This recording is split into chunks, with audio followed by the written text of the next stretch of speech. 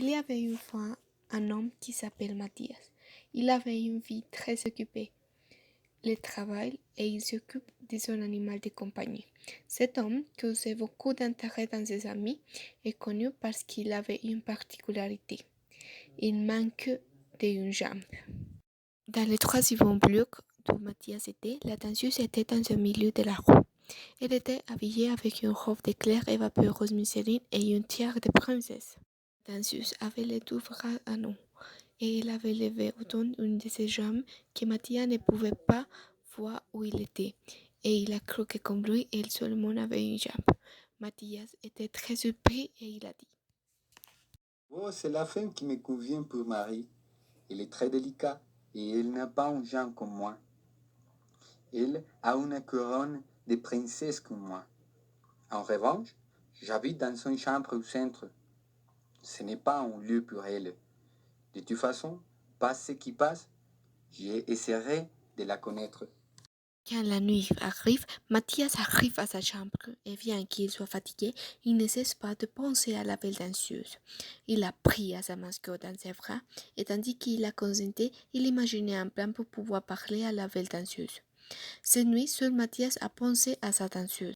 Le lendemain, Mathias a déjà imaginé le plan parfait pour faire un contact avec sa danseuse. Mathias marche vers la rue où la danseuse travaille. Quand le sémaphore est en rouge, la danseuse apparaît. Mathias approche d'elle avec un air timide, mais avec un grand courage. Mathias étend sa main qui a de l'argent et il dit: Il n'est pas beaucoup pour l'offrir à la voleuse de mes pensées, mais tout ce que j'ai te lui donne. La danseuse répond: Merci, monsieur. Grâce à vous, j'aurai un dîner formidable. Vous êtes mon héros. Mathias est fait rougir par les mots de la princesse, par lesquels il continue de marcher pour arriver à sa destination. Quand il allait terminer croiser la rue, il trouve un clown. Le clown pousse Mathias et crie: La danseuse est mienne. Elle est ma princesse. Cette nuit, Mathias arrive à sa maison avec beaucoup de douleur. Il se couche dans son lit et sa fidèle mascotte se trouve à côté de lui.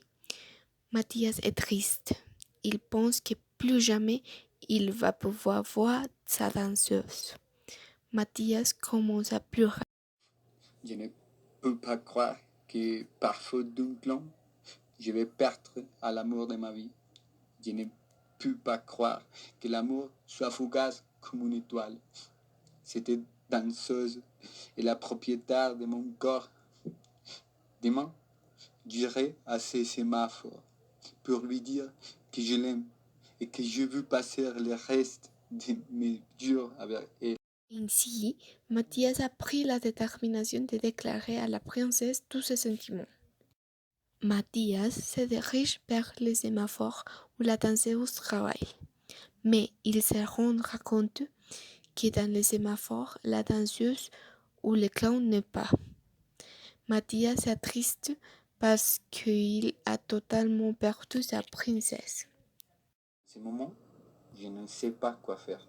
Je me sens confus et seul. J'ai été trop près de l'amour de ma vie et j'ai laissé qui s'échapper. Mais j'ai une idée.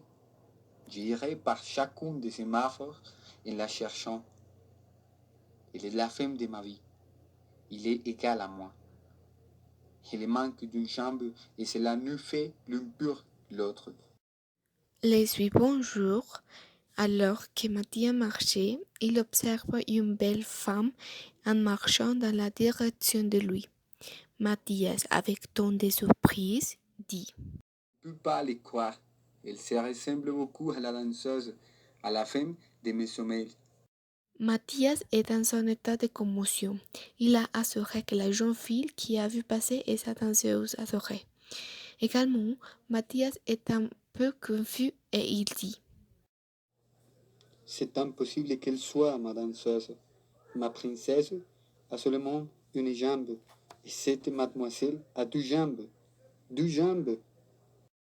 Mathias et appuyé sur son lit, mais il ne peut pas dormir. Des milliers de questions envahissent son esprit et son cœur. Sera-t-elle elle ma princesse? Pourquoi a-t-elle du jambes? C'est un dimanche. Après 5 jours depuis la dernière fois que Mathias a vu sa danseuse, aujourd'hui, c'est le jour dans lequel Mathias a la thérapie de sa jambe. Quand Mathias est arrivé à l'hôpital, il a reconnu l'une des infirmières. Cette infirmière était belle et se ressemble à sa danseuse. Mathias était surpris, mais il s'est armé d'une valeur et a décidé de lui parler. Mademoiselle, vous ne savez pas qui je suis, mais j'ai une question. Êtes-vous la danseuse du sémaphore? Oui, je suis cette danseuse. Et bien sûr que je sais qui est vous. Vous êtes l'homme qui m'a donné quelques monnaies un jour. Vous êtes tombé et l'ambulance est venue par vous. Comme étiez-vous? Mathias était très toutou, mais il a dit. Mademoiselle, vous ne savez pas qui je suis, mais j'ai une question. Êtes-vous la danseuse du sémaphore? Oui, je suis cette danseuse. Et bien sûr que je sais qui est vous. Vous êtes l'homme qui m'a donné quelques monnaies un jour.